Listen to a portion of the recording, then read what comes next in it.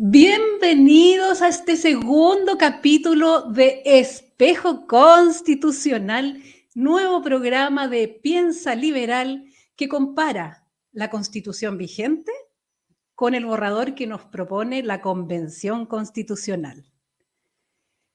Te recuerdo compartir este video, dar like y suscribirte al canal Piensa Liberal. El día de hoy veremos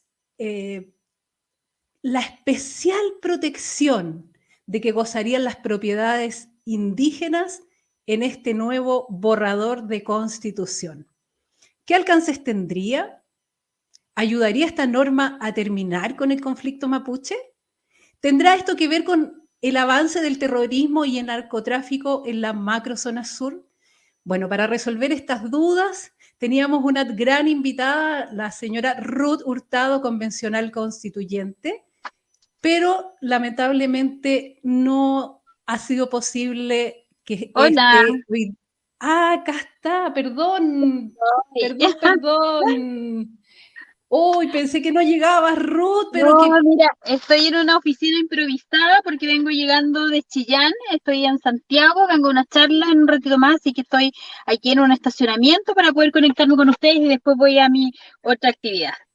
Te agradezco muchísimo que estés presente hoy día porque es de especial importancia tenerte presente como parte, ¿cierto?, de la Asociación de Mujeres de la Araucanía y también como convencional y tu experiencia en esta convención constitucional. Bienvenida entonces, Ruth, pero qué buena sorpresa.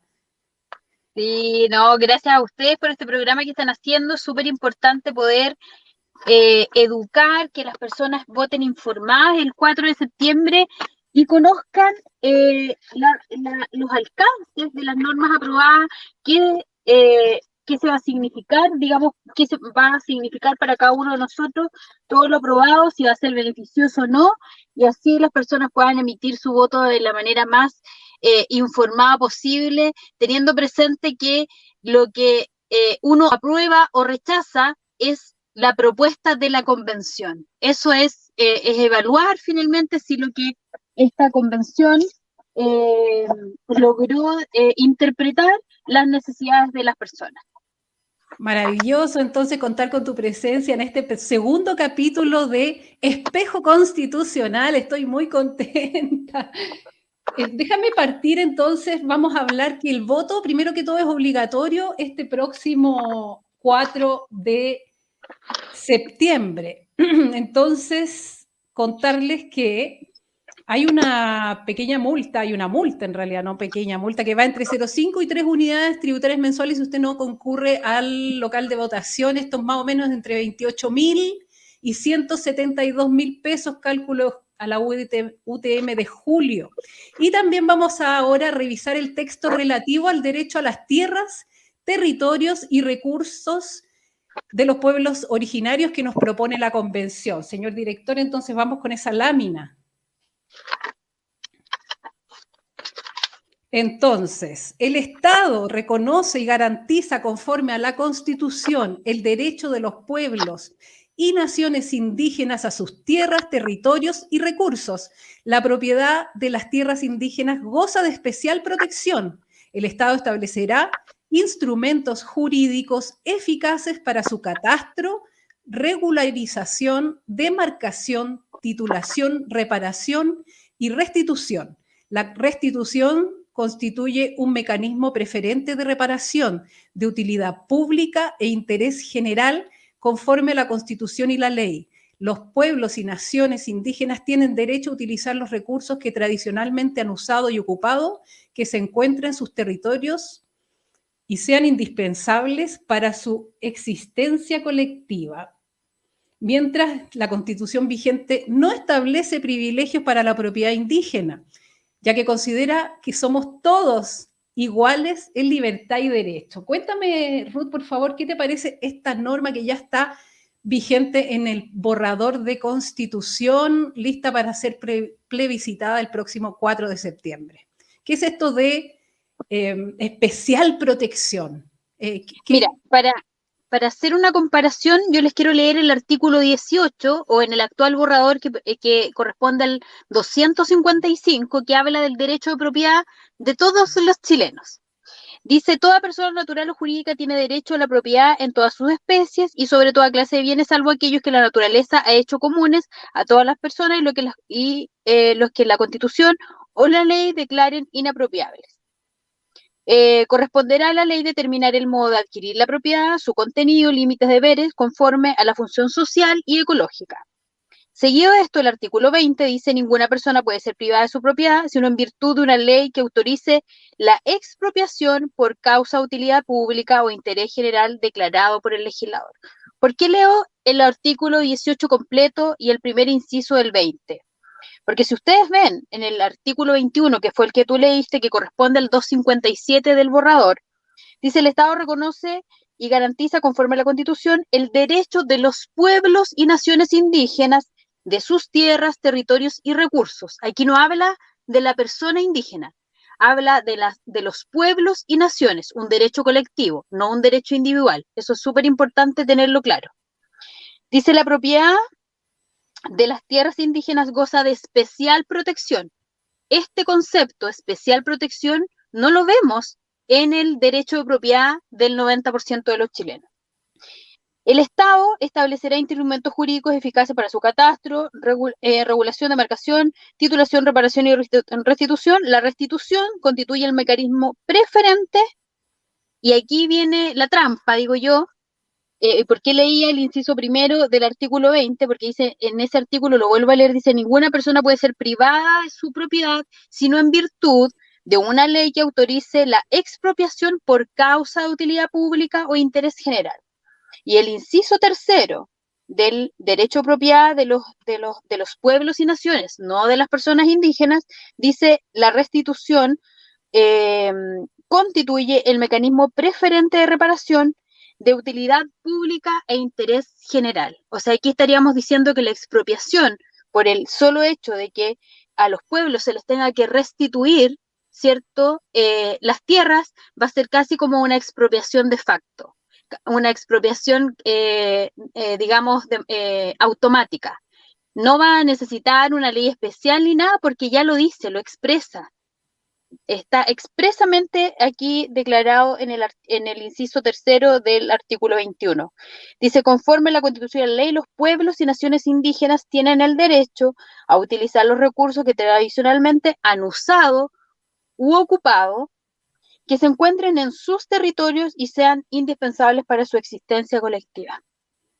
Tú me preguntabas cuál es la diferencia. Tenemos varias diferencias respecto a nuestra Constitución actual, a los 2 o 3 artículos que hablan sobre la propiedad. Primero, la propiedad para el 90% de Chile, y después una propiedad con especial protección para los pueblos indígenas, en donde ellos van a poder decir, hubo una norma transitoria que, si bien se rechazó, se rechazó con 88 votos a favor, que decía que una vez aprobada esta propuesta constitucional, había que crear una comisión para el catastro de tierras y la demarcación, qué sé yo, y todo lo que aquí, toda esta serie de adjetivos que expresa el texto.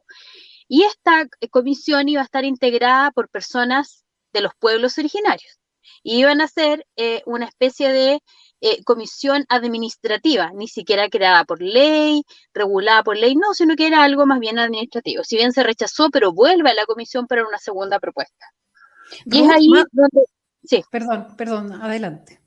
No, donde tú señalabas si esto va a servir de alguna manera para dar tranquilidad a las personas de la Araucanía, yo te puedo decir que con esto, el problema que hoy día vivimos en la Araucanía, que vamos a cumplir 25 años ahora en diciembre, este problema se va a expandir a todo el país, porque ya no va a ser solo el pueblo indígena reclamando, cierto, restitución de tierras, ni, o sea, esto va a ser además a todos los pueblos. Y cuando tú ves en el mapa o a un niño en el colegio le pasan, ¿cierto?, dónde estaban los asentados los pueblos indígenas, tú te vas a dar cuenta que estaban a lo largo de todo Chile.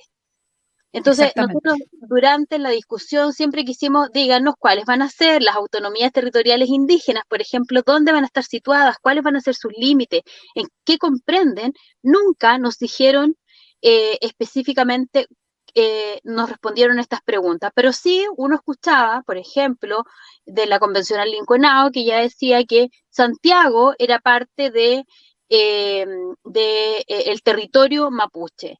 Escuchábamos a los del pueblo Licanantay diciendo que parte de los yacimientos, tanto de litio como de cobre, eran parte de su territorio. Los changos diciendo que las millas marítimas son parte de su territorio.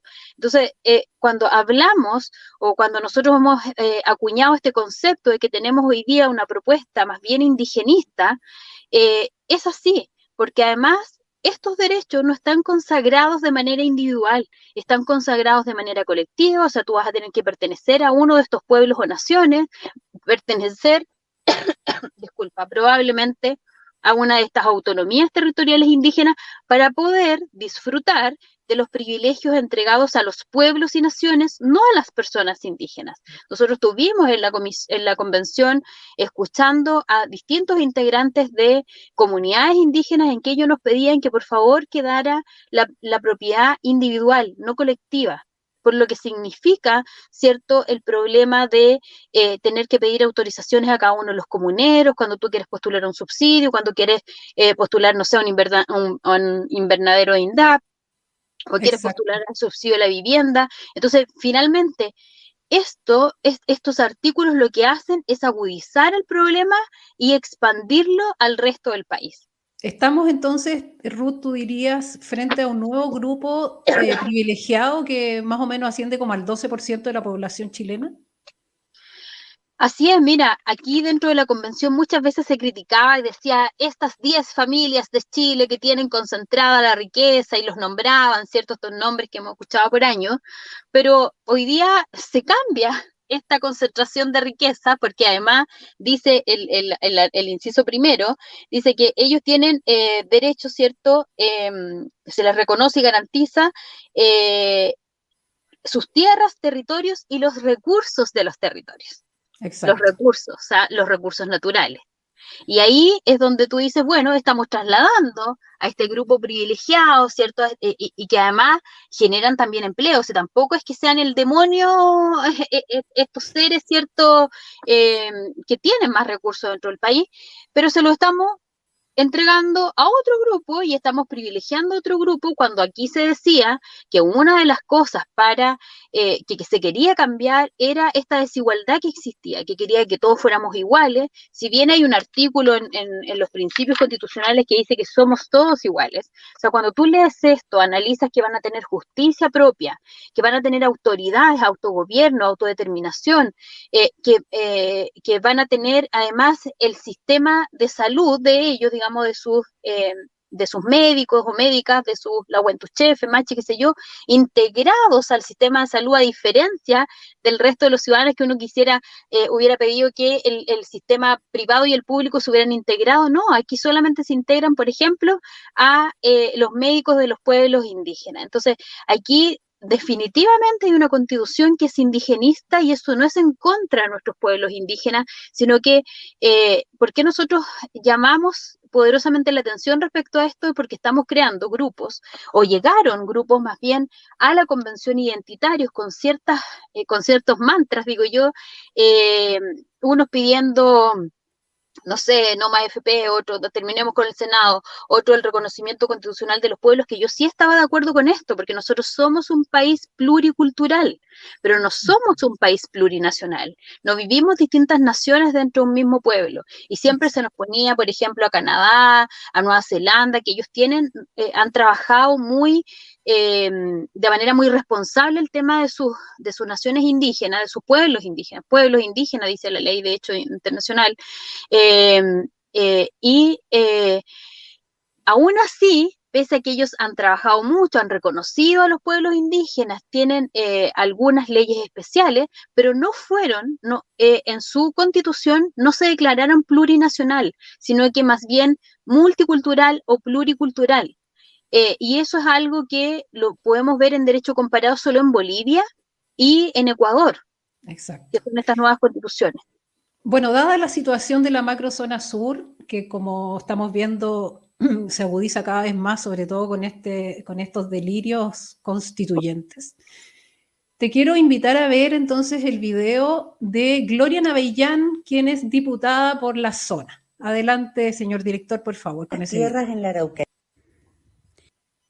La propiedad de las tierras en la Araucanía, y no solo en la Araucanía, en todo Chile, está en entredicho desde el minuto en que la Convención plantea la posibilidad de expropiar, nadie sabe a qué precio, porque eso es algo que lo va a fijar una comisión, considerado precio justo. No sabemos lo que significa precio justo. Y esto significa que las tierras que hoy día producen el alimento de Chile pueden quedar sin producción. Esta es una tremenda amenaza a la seguridad agroalimentaria del país y como tal hay que entenderlo. Junto a esto, Salvador Millaleo, ex asesor para asuntos indígenas del Ministerio del Interior, plantea que aquí se requieren soluciones políticas y que poner el estado de excepción nuevamente es un error. Yo creo que el señor Millaleo está un poquito confundido, porque una cosa es el tema político en cuanto a conversar con las comunidades para llegar a acuerdos respecto de muchas cosas, y otra cosa muy distinta es el deber de un gobierno de controlar la violencia y de controlar las guerrillas terroristas que operan en la zona sur de Chile. Para eso no hay diálogo posible y para eso hay medidas establecidas en la Constitución a las cuales el presidente tiene el deber de acogerse, cosa que desgraciadamente le ha costado muchísimo hacer por un tema ideológico. Bueno, esas eran las palabras de la diputada Gloria Navellán. Ruth, cuéntame un poco la situación agroalimentaria, esto que planteaba la diputada, de la situación que se vive en el sur, que es básicamente el granero de Chile, ¿no? Bueno, efectivamente nosotros hoy día en la Araucanía lamentablemente tenemos gran cantidad de espacio que era arable que hoy día no está produciendo, dado a las usurpaciones, dado a que los mismos agricultores grandes o pequeños han dejado de sembrar, porque para sembrar tienes que pagar, para cosechar tienes que pagar, y además puedes sufrir entre medio que no le pagaste a todas las comunidades que te vinieron a pedir. La pérdida completa de tu trabajo, de tu siembra, del esfuerzo, digamos, de años de familia. Por lo tanto, hoy día nosotros ya estamos teniendo mermas en cuanto al grano, y eso se puede ver, digamos, Chile ha tenido que comprar incluso trigo a Argentina en algunas ocasiones porque no tenemos las hectáreas arables que teníamos hace años atrás. Nosotros, por ejemplo, Gloria es de Traillén. Traillén se consideraba el granero de Chile porque eran los que más producían trigo antiguamente, y eso ya no es así. Entonces, cuando aquí se nos dice, no, mire, ¿sabe qué? Es que mira, yo no niego que hay comunidades que son muy trabajadoras y que hay un porcentaje mínimo que ha dejado las tierras que se le han entregado botadas, sin ninguna producción. Hay otras que sí han seguido trabajando, sembrando y cosechando las tierras. Pero estas comunidades a las que se les ha entregado más extensión de tierra, que por ejemplo en la comunidad Temucuicui, que empezó como José Quijón, ellos tienen aproximadamente más de 3.000 hectáreas y están sin ninguna producción o producción muy mínima. Entonces, cuando tú dices sacas 3.000 hectáreas de la producción del granero de Chile, más otras cuantas más de miles de hectáreas que están sin producir porque están con usurpación o están con perturbación, porque, por lo que yo te explicaba hace un rato, está en riesgo nuestra seguridad alimentaria. Entonces, eso es lo que la gente no se da cuenta. Cuando nosotros hablamos de lo que pasa en la Araucanía, no es un tema que estemos en contra de los pueblos indígenas. Nosotros lo que estamos en contra es de aquellos que cometen delitos y crímenes ocupando la causa terrorista o el conflicto mapuche para disfrazar toda clase o todos sus actos ilícitos. Entonces aquí hay que ser muy responsable también en dividir que por un lado hay un tema político que el Estado de Chile no lo ha sabido enfrentar y por el otro lado tenemos un tema delictual, de asociación ilícita, de asociaciones criminales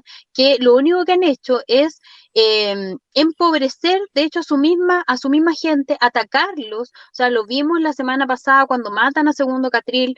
Él era parte de una comunidad mapuche, sus dos apellidos mapuche. Entonces aquí no es un tema, un conflicto mapuche, aquí hay un conflicto de algunos que han utilizado la causa para cometer toda clase de ilícito y que lejos de mejorar esta situación en la Araucanía, el conflicto se va a acrecentar, porque hoy día, como yo te decía, van a tener su justicia propia y hemos escuchado de parte de quienes cometen delitos y crímenes y de quienes los representan, no son sus voceros, diciendo que ellos son presos políticos.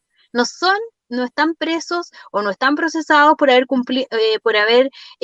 hecho un atentado o por haber cometido un delito o un crimen. Entonces tú dices, bueno, ¿y cómo van a ser juzgados? O sea, por su tribunal de su pueblo, con su autoridad, les van a decir, ¿sabe qué, mijito? Usted en realidad andaba recogiendo semillas, hierbas, que eso lo ocupa mucho. De hecho, el caso de Villarrica también, luego de todas estas situaciones y distintas excusas o cosas que fuimos escuchando, también decían que andaba recolectando hierbas. Entonces, y van a decir, bueno, esta era una práctica ancestral, es una práctica primitiva, es parte de nuestra cosmovisión, es la forma en que nosotros nos relacionamos. Una convencional dentro de la convención decía, bueno, pero es la forma, si llegan a tu casa, lo que le pasó a la ministra, llegan a tu casa sin avisar, bueno, por eso lo recibieron así. Entonces tú dices, bueno, si llega alguien a tu casa de visita, tú lo recibes a balazos. Esa es la forma de relacionarse, esa es la forma de decir, sabes que yo no te quiero recibir. Uno lo que hace, uno abre la puerta o le dice, sabes que no te puedo atender en este minuto, pero no lo recibes a balazo. Entonces decir que es parte de la cosmovisión mapuche recibir a las personas a balazos cuando no son bien recibidas, la verdad es que es Caricaturizar. a las personas mapuche y meterlas a todas en un mismo saco, y si eso no es así. O sea, cuando tú vas a una casa al sur, vas a una comunidad, a mí me ha tocado muchas veces, primero te reciben con mate, te reciben dependiendo de la hora que tú vayas. Yo el otro día lo decía cuando discutíamos en la misma convención el tema de los animales sintientes. Yo le decía, bueno, en la Araucanía tú vas y te reciben, y si vas antes de la hora de almuerzo, la persona, la dueña de casa, ¿qué es lo que hace? Sale a sus chacras, saca su verdura, pesca un pollo, le tira el cuello, lo despluma, lo mete a la olla y te hace una rica cazuela de pollo.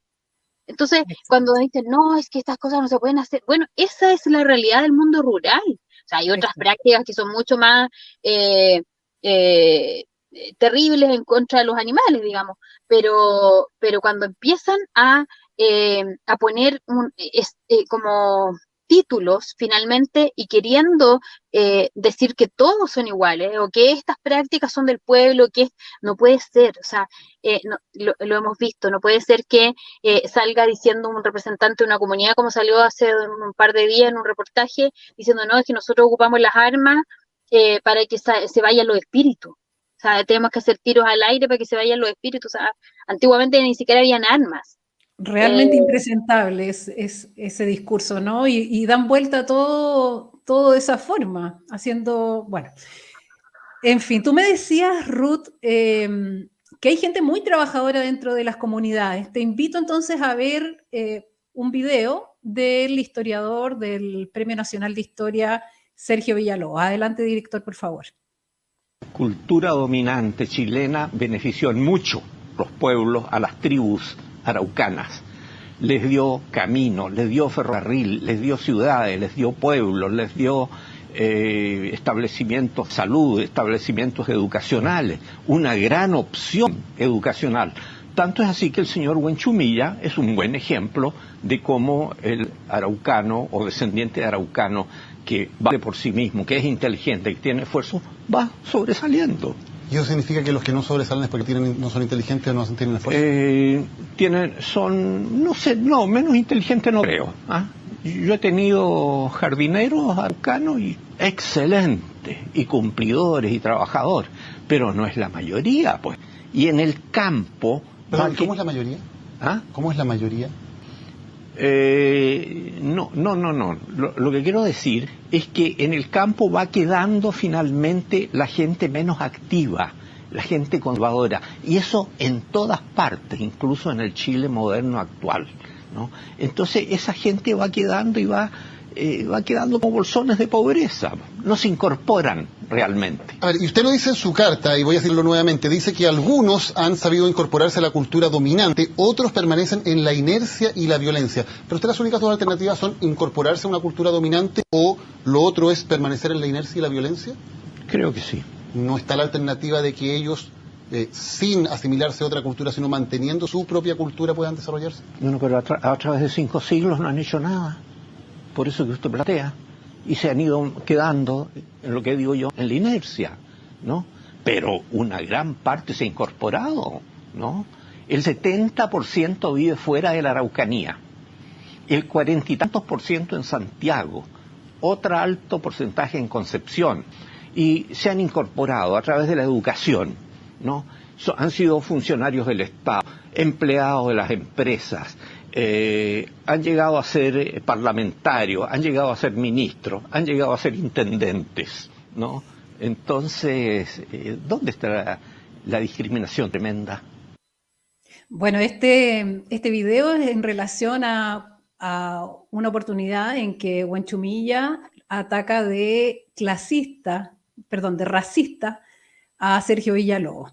Pero bueno, él dice, ¿dónde está la discriminación? Y tiene un poco de razón en ese sentido, porque si somos todos libres e igual ante derecho en la Constitución vigente, no veo la discriminación en eso, ¿no? En hacernos a todos iguales, al 100% de los chilenos, y no darle a un porcentaje tan bajo como el 12% que sería indígena estos privilegios extraordinarios. ¿Qué piensas tú en relación a las palabras de Sergio Villalobos, Ruth? A ver, mira, yo no creo en que el Estado primero tenga que, de alguna manera, darte todo. Cuando hablan de esta como desigualdad estructural, si bien creo que hay que dar mejores oportunidades, sí es importante. Pero cuando se habla de esta discriminación, que porque eras, o somos racistas, porque tú eres mapuche, porque tú eres yagano, porque tú eres, no sé, de otro pueblo, la verdad es que eso no es así. Nosotros en la Araucanía lo hemos visto por años, de cómo hemos podido convivir, coexistir con nuestras distintas realidades, con nuestras distintas culturas. Tenemos grupos mapuches, tenemos grupos pehuenches, tenemos grupos colonos suizos, italianos, y por ejemplo, yo te puedo poner 2 ejemplos que están muy cerca uno del otro, que uno es un lof en Traillén, que ellos tienen su colegio, tienen su posta dentro del lof mapuche, y los niños desde pequeñitos se les enseña a hablar el mapuzungún, algunos me corrigen, van con sus vestimentas típicas, los enseñan a amar, a respetar y a sentirse orgullosos de lo que son. Lo mismo pasa en una comuna que está un poquito más arriba, que es Lumaco, donde está la localidad de Capitán Pastene, donde viven colonos italianos. Hace 2 semanas atrás se celebró la Sagra, que es esta feria que ellos hacen costumbrista, donde recuerdan de cómo llegaron a la Araucanía con sus carretas, con un saquito de trigo y un par de animales que les daba el Estado, porque no era más que eso, en un lugar que era inhabitable porque estaba lleno de bosque, lleno de maleza, y que tuvieron que llegar a trabajar para lograr tener lo que hoy día tienen. Y en esa misma feria, en esa misma celebración, podíamos ver a chilenos, a italianos y a mapuches celebrando. Eso es nuestro país, eso es el vivir, más que, yo ahí quizás discrepo con el historiador, porque él dice, bueno, se tienen que incorporar, o si no quedan como desplazados. No, nosotros tenemos que coexistir, tenemos que convivir, no tienen por qué ser, yo soy evangélica, yo no puedo querer que todo el mundo sea evangélico, yo soy de derecha, no puedo querer, o sea, me encantaría que todos fueran de derecha, pero a lo que voy es que no porque yo sea de una manera, yo voy a querer que todo el mundo sea igual a mí, no, sí, esa es la riqueza de vivir en... Se nos quedó entonces Ruth ahí un poquito pegada. Bien, seguimos entonces. Como decía Ruth, Si bien todas distintas, sí, pero somos Ruth, todos finalmente iguales ante la ley.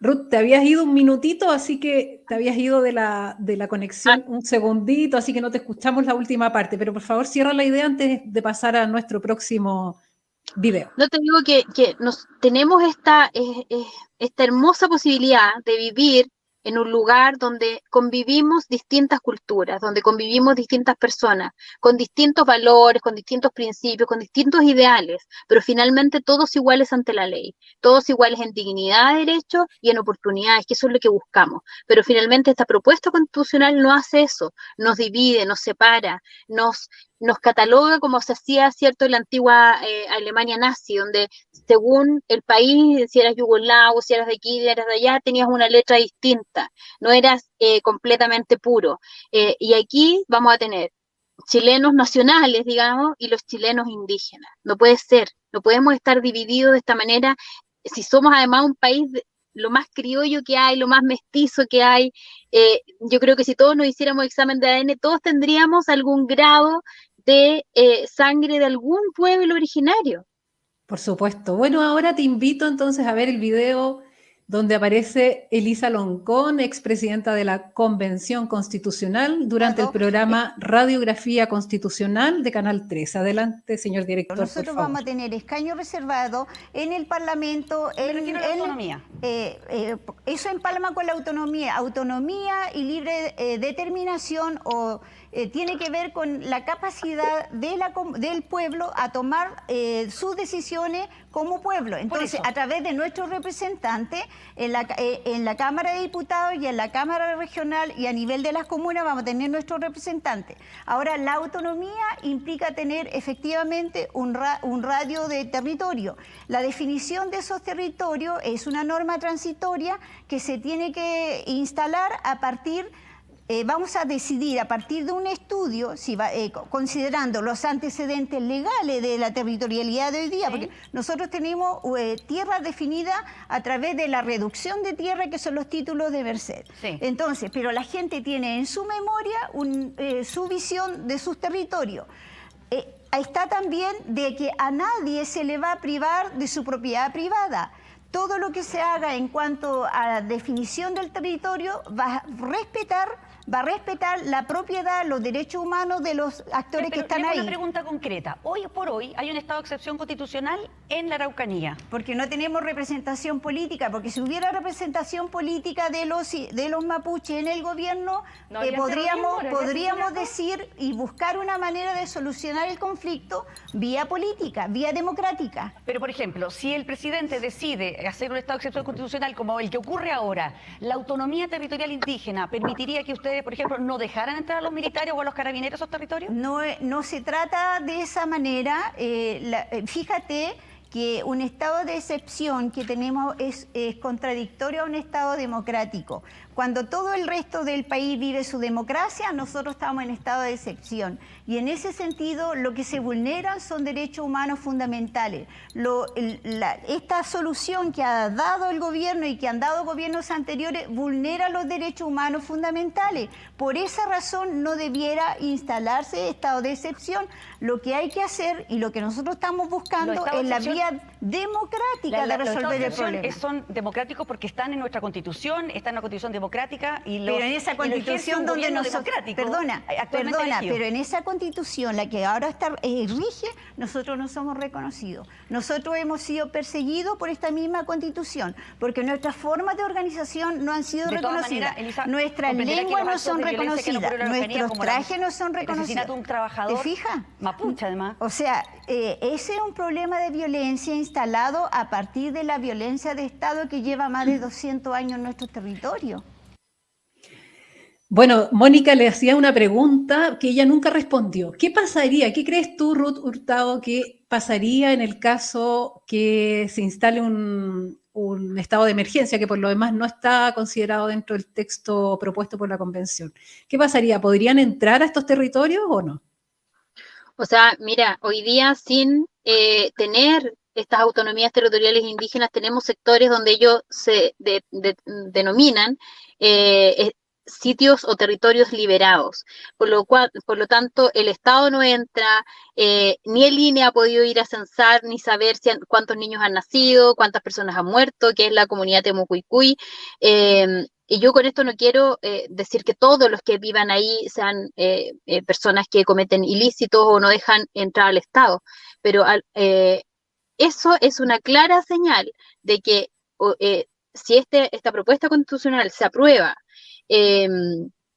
lo que hoy día es contra derecho que ellos hacen sin tener estas facultades, imagínate el día de mañana cuando tengan estas autonomías territoriales indígenas, cuando tengan su justicia propia, cuando tengan autogobierno, tengan autoridades paralelas a las nuestras. Si de hecho esta propuesta constitucional lo dice. Entonces imagínate, ellos van a tener su propio presidente, sus propios ministros de corte o de los tribunales, que van a ser autoridades que ni siquiera van a ser, digamos, personas que han estudiado derecho o algo, sino que van a ser personas que las comunidades pongan, o sea, van a hacer y deshacer.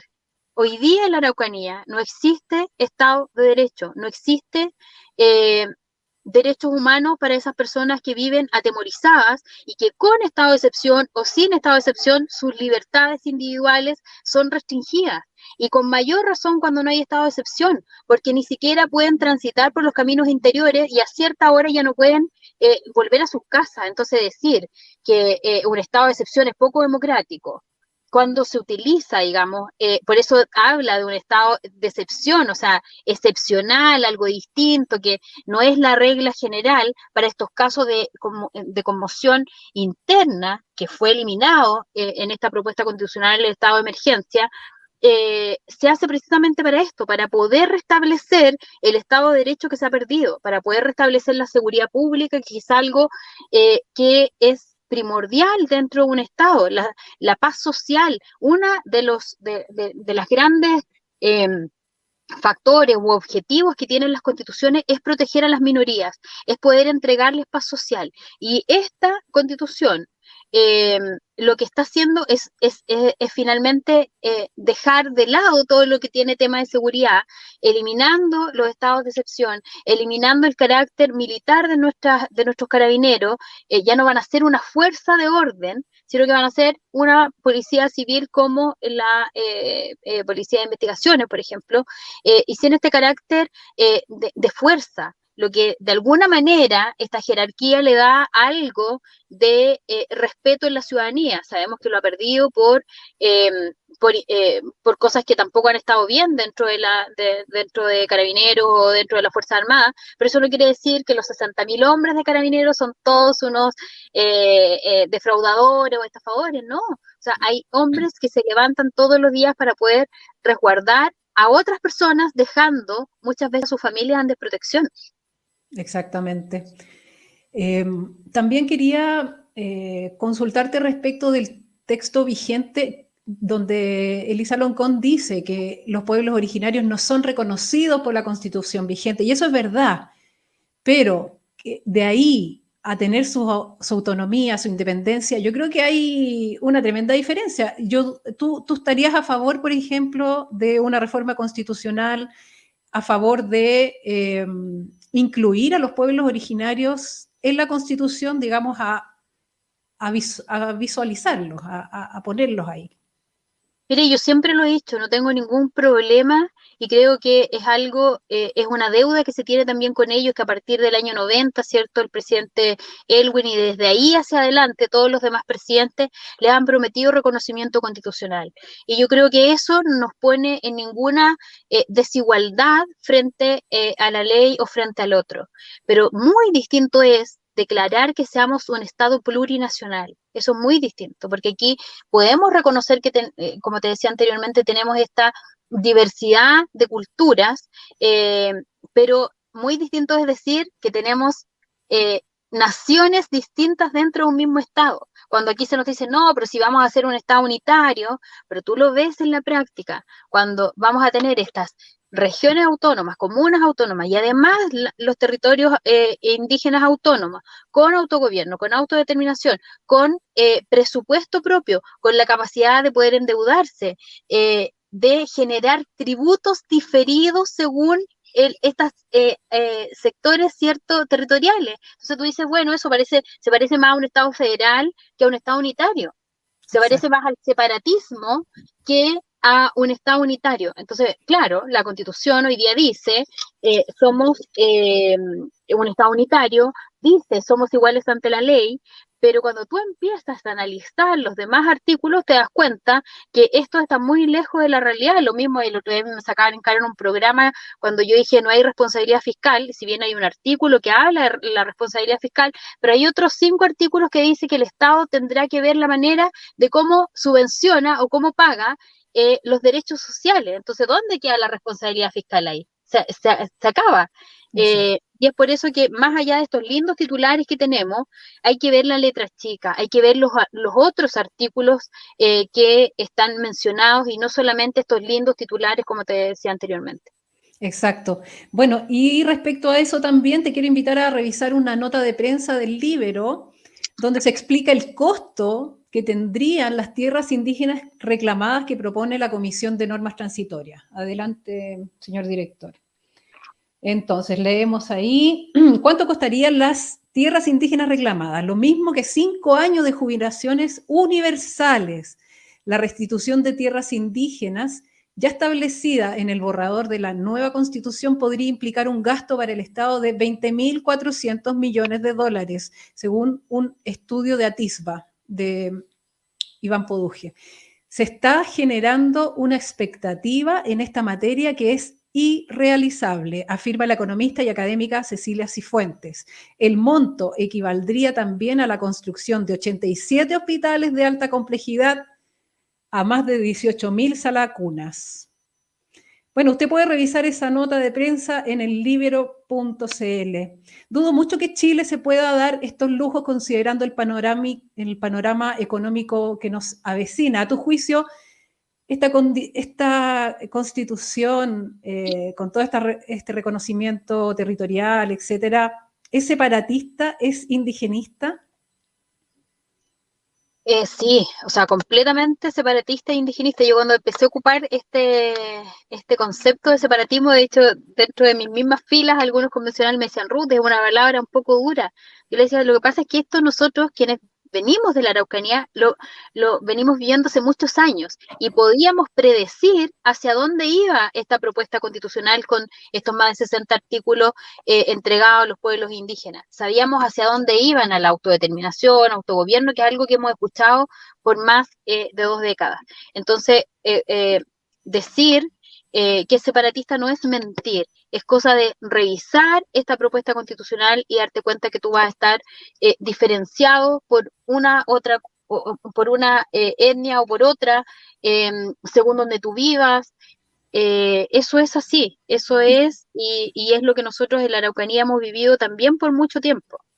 Y en definitiva, ¿tú crees que de aprobarse esta nueva constitución sería una especie de balcanización de Chile? Sí, sí, completamente, completamente. Mira, incluso, Preocupante. sí, Me parece que Ruth se quedó un poquito pegada. Bueno, decirles que dentro de todos los problemas que tenemos, como hablamos de la seguridad alimentaria, cerca del 50%, perdón, claro, Ruth, te habías ido del, sí, así sí. que no te escuchamos por favor, retoma tu idea. No, que vamos a estar separados y vamos a estar divididos y encontrados entre los chilenos que viven en las autonomías territoriales indígenas y los que vivan en los otros sectores. O sea, esto podría ser incluso el inicio, por ejemplo, de una guerra civil si uno se pone como en un escenario más extremo. Y eso no es lo que queremos. Nosotros queremos un Chile que nos una, una constitución que nos una, que nos dé marcos, que nos regule, pero que no nos separa y divida. Perfecto. Bueno, respecto de la seguridad agroalimentaria que recién mencionaba mientras se te había ido la señal, tengo entendido que cerca del 50% de los agricultores en la zona no tiene expectativas de siembra y la siembra es. Cuéntame un poco de eso a través de la asociación de mujeres que tú presides. Bueno, efectivamente, lo que yo te comentaba al inicio, hoy día tenemos varias hectáreas que eran arables sin producción, por por los atentados, por las usurpaciones, pero también por el miedo a perder toda su producción, por el miedo a perder a su inversión, por el miedo de perder la vida. Cuando te van a enfrentar, no van con una cartita, bueno, al principio llegan con una cartita de solicitud, pero cuando vuelven a los días que te dicen en esta cartita, sabes que yo vuelvo en 15 días a buscar, eh, y si vuelven y tú no tienes lo que te pidieron, bueno, ahí puedes poner en riesgo tu vida. Entonces, nuestra soberanía alimentaria, lo que come cada persona de Chile, ya sean productos lácteos, carnes, granos, vienen del sur de Chile y el sur de Chile hoy día está pasando por una etapa crítica y con mucho problema a raíz de esta propuesta constitucional. Y además, si a eso sumamos que los derechos de agua ya no van a ser propios, sino que van a ser una autorización administrativa entregada por un político de turno, y que muchos de los pequeños productores ponen como garantía ante el banco para poder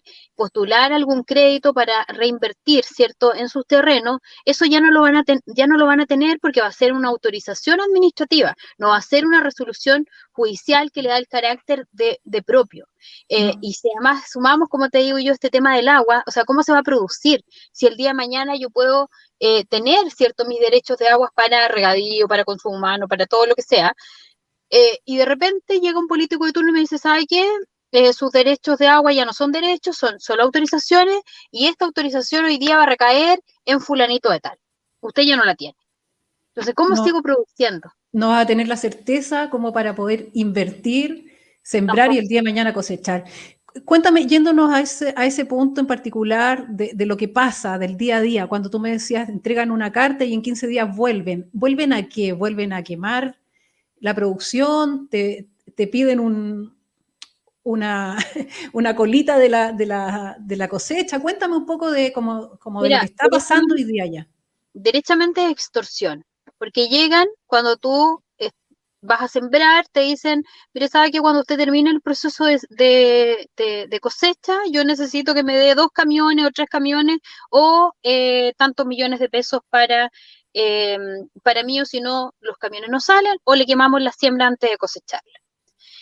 Cuando están cosechando, cuando ya ven que la cosecha está madura, digamos, llegan de nuevo, llegan con otra cartita, y te dicen, sabe que yo vine en tal fecha y hoy día vengo a cobrar lo que yo le pedí. Y si tú no lo tienes, te dice, bueno, ok, le damos 15 días, o si no, yo vuelvo y le quemo todo. O si no, yo vuelvo y me tomo su campo. Esa es la realidad que se vive en la Araucanía, y esto no es solo con las personas que no sean indígenas. Yo llevo trabajando por años con una comunidad, no voy a decir su nombre porque ellos han tenido bastantes problemas, pero en un sector de Lautaro. Ellos estaban postulando para poder adjudicarse su última compra por los títulos de merced que ellos tenían. Firmaron toda la comunidad diciendo que con esta última compra ellos no tenían más proceso reivindicatorio, y viene una comunidad nueva que se forma en pandemia, digamos, y van y toman el campo con el cual ellos estaban haciendo negocio. Entonces esto no es solo que afecte a los agricultores chilenos, digamos, o a los latifundistas, como se le dice. También afecta a comunidades pacíficas, a comunidades que trabajan la tierra, y que a estos grupos radicales les da lo mismo, finalmente, atacar a chilenos o a indígenas, a gente de su propia etnia, les da lo mismo. Yo tengo una amiga que ella lleva años trabajando en la extracción de árido, empezó con pala y carretilla, y hace 7 años le quemaron todas sus maquinarias dentro de la comunidad en la que ella vivía, dentro de la comunidad. Y ahora el año pasado le quemaron 2 maquinarias en una comunidad en la cual ella estaba haciendo camino. Entonces imagínate el daño que hacen a una persona que además es indígena, que estaba trabajando para hacer caminos dentro de una comunidad. Les da lo mismo, porque aquí lo que les molesta, pareciera, es el que emprende, es el que busca la vía de emprender, no de manera armada, no de manera ilícita, sino que lo hace por una buena vía. Exactamente. Bueno, esa es la situación entonces que tenemos en la macrozona sur. Te agradezco muchísimo tu participación en este vivo, Ruth. Muchas gracias por darnos tu punto de vista y por darte el tiempo de participar hoy día. Gracias a ustedes y disculpen aquí mi oficina tan improvisada en el auto. Así que un abrazo y los felicito por estar informando de esta propuesta constitucional para que así las personas no se guíen solo por el titular, sino por el alcance que van a tener estas normas. Bueno, muchas gracias, Ruth.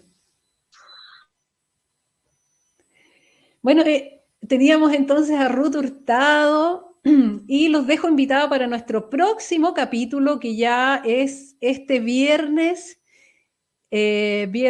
a las 11 de la mañana, para seguir comparando la Constitución vigente y el borrador que nos propone la Convención Constitucional. Te recuerdo dar like a este video, compartirlo y suscribirte al canal, súper importante.